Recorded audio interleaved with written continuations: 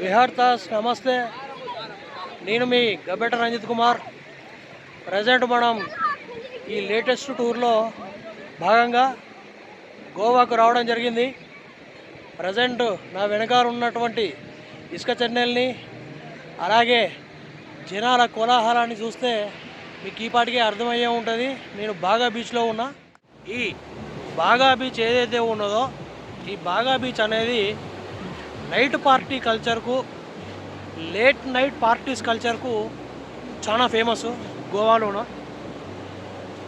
ఈ late night parties culture ఏదైతే ఉంటుందో అవి ఎట్లా చేసుకుంటారు, ఎంత వైబ్రెంట్గా ఉంటాయి ఆ సెలబ్రేషన్స్ అనేటువంటి విషయాలను తెలుసుకోవాలంటే మనం ఈ బాగా బీచ్కే రావాలి.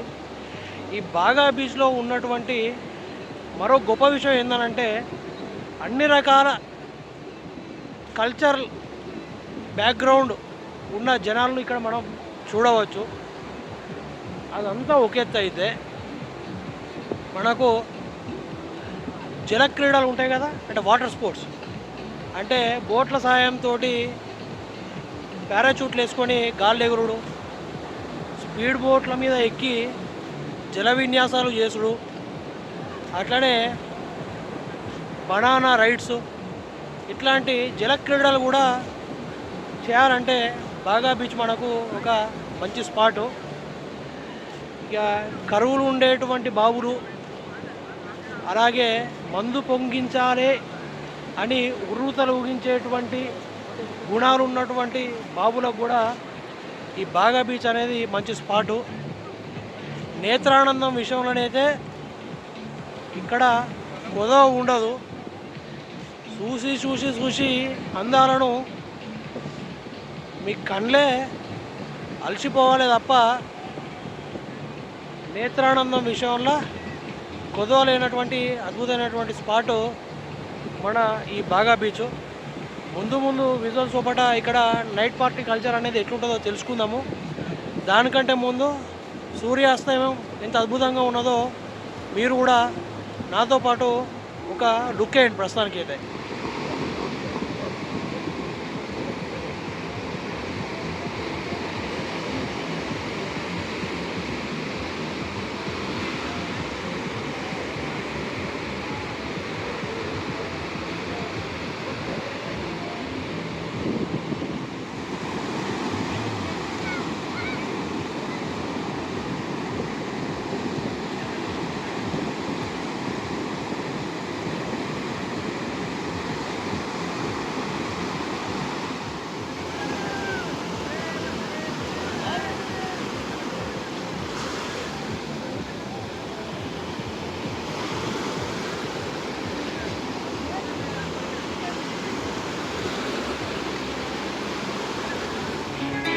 విహార్తాస్ బాగా బీచ్లో నైట్ లైఫ్ ఇప్పుడే స్టార్ట్ అయింది. చూడండి డెకరేషన్స్ ఎంత అద్భుతంగా ఉన్నాయో.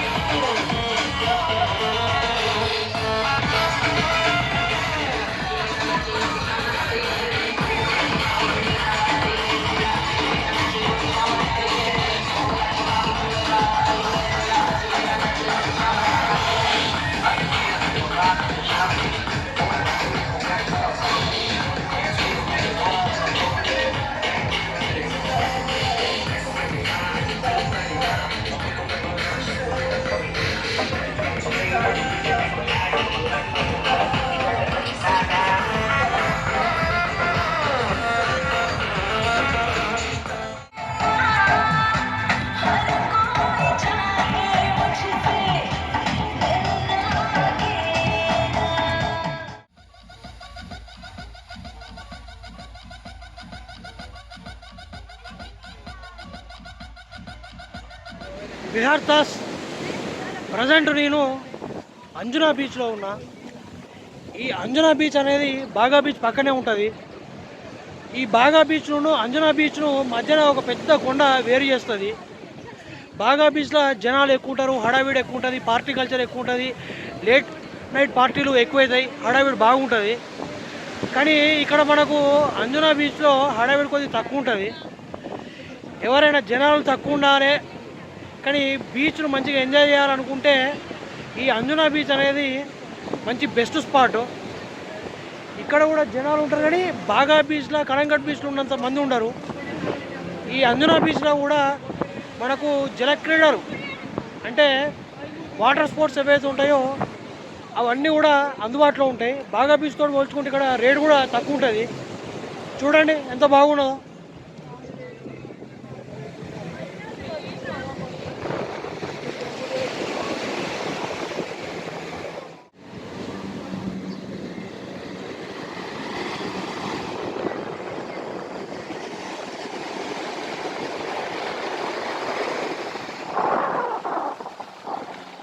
ఇప్పుడు మనం కలంగోట్ బీచ్లో సూర్యోదయం ఎట్లుంటుందో చూడడానికి వచ్చినాం.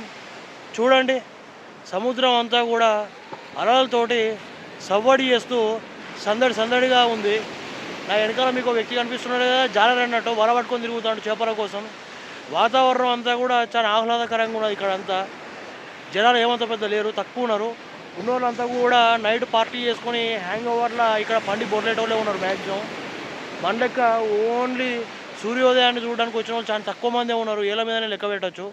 సో ప్రశాంతమైనటువంటి వాతావరణాన్ని ఆస్వాదించాలనుకుంటే బీచ్లల్లో ఎర్లీ మార్నింగ్ వస్తే చాలా అత్యద్భుతంగా ఉంటుంది. సీనరీతో పాటు సన్నివేశాలు అన్నీ కూడా, లేత పర్వాలు అన్నీ కూడా చాలా అత్యద్భుతంగా ఉంటాయి. ఫ్రెష్గా ఉంటారు కూడా. అది మన మగరాయిలకే అర్థమవుతుంది, గ్రహించండి. ఓకేనా?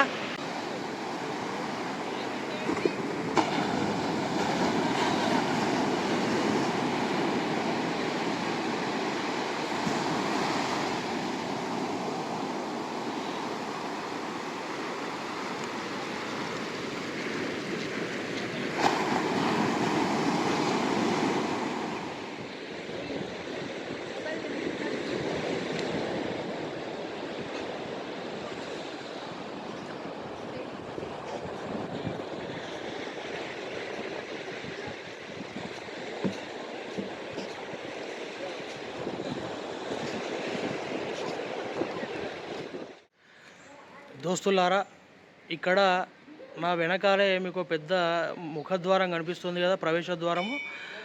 అది గోవా రాజధాని పనాజీలో ఉన్నటువంటి శ్రీ మహాలక్ష్మీదేవి అమ్మవారి యొక్క ఆలయానికి సంబంధించినటువంటి ద్వారం అన్నమాట.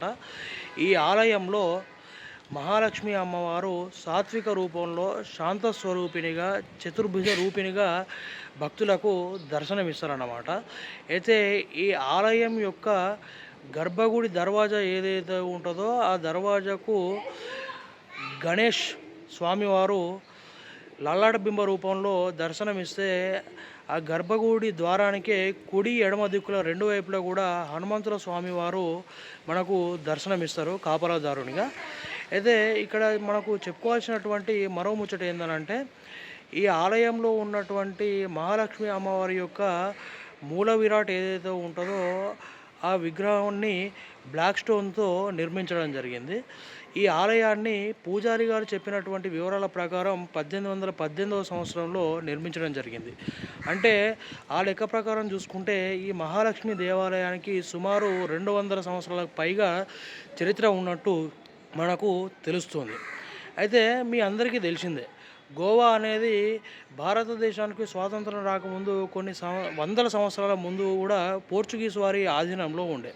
పోర్చుగీస్ వారు క్రైస్తవ మత వ్యాప్తికి తప్ప హిందూ మతమే కావచ్చు, లేదంటే మిగతా ఏ అన్య మతాలకు సంబంధించినటువంటి ఉత్సవాలకే కావచ్చు, పండగలకే కావచ్చు, ధూపదీప నైవేద్యాలకే కావచ్చు, పూజలకే కావచ్చు, అలాంటి సంబంధించినటువంటి కార్యక్రమాలకు ఎక్కడ కూడా పర్మిషన్లు ఇచ్చేటోళ్ళు కాదు. ఇన్కేస్ పర్మిషన్ కోరుకున్నప్పటికి కూడా దానికి చాలా తాత్సారం చేస్తూ, చాలా డిలే చేస్తూ ఇచ్చేవాళ్ళు అన్నమాట. ఒక్కోసారి పర్మిషన్ రావచ్చు, మరికొన్నిసార్లు రాకపోవచ్చు. సో అలాంటి పరిస్థితులు ఉన్నటువంటి క్రమంలో ఈ మహాలక్ష్మి ఆలయానికి సంబంధించినటువంటి విషయానికి వస్తే ఇక్కడ ఉన్నటువంటి స్థానికులు ఆ కాలం నాటి వారు కూడా అప్పటి పోర్చుగీస్ ప్రభుత్వానికి విజ్ఞాపన పత్రాన్ని అందజేసిల్లట. ఏంది, మేము కూడా మా అమ్మవారిని పూజించుకుంటాం, పూజలు చేస్తాం, ధూపదీప నైవేద్యాలు సమర్పించుకుంటాం, కాబట్టి దేవాలయ నిర్మాణానికి పర్మిషన్ ఇవ్వండి అంటే చాలా తాత్సారం చేస్తూ డిలే చేస్తూ కొన్ని నెలల తర్వాత ఈ ఆలయ నిర్మాణానికి పర్మిషను ఇచ్చిల్లట. అయితే ఈ ఆలయంలో నెలకొన్నటువంటి మహాలక్ష్మి అమ్మవారు ఎవరైతే ఉంటారో ఆ అసలైన విగ్రహం ఏదైతే ఉంటుందో ఆ కాలంలో పోర్చుగీసు వారి యొక్క దాడుల నుండి కాపాడుకోవడానికి భక్తులందరూ కూడా ఈ గోవా అంతా తిప్పుతూ రకరకాల ప్రదేశాలలో దాచిపెట్టిల్లట.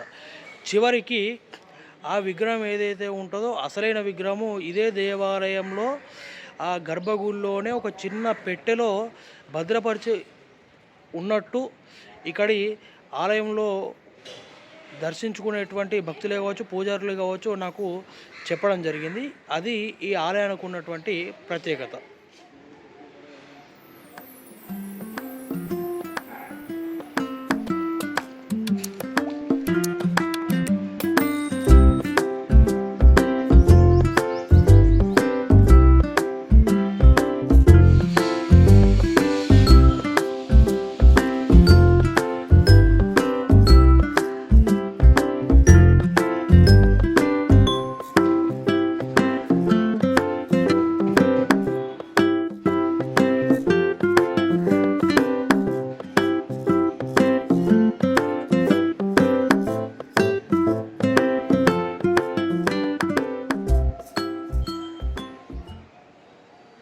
విహార్తలారా, ఇప్పుడు మనం మిరామర్ బీచ్లో ఉన్నాము.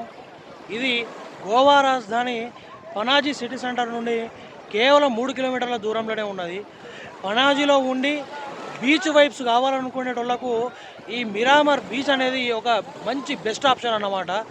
అయితే ఈ బీచ్కు ఉన్నటువంటి మరో ప్రత్యేకత ఏంటంటే ఇందులో మీరు ఓన్లీ బోట్ రైడ్స్ కూడా చేయొచ్చు. అదొక అడ్వాంటేజ్ అన్నమాట. దీని సరౌండింగ్స్లోనే క్యాసినో క్రూజ్ షిప్స్ కూడా అవైలబుల్లో ఉంటాయి.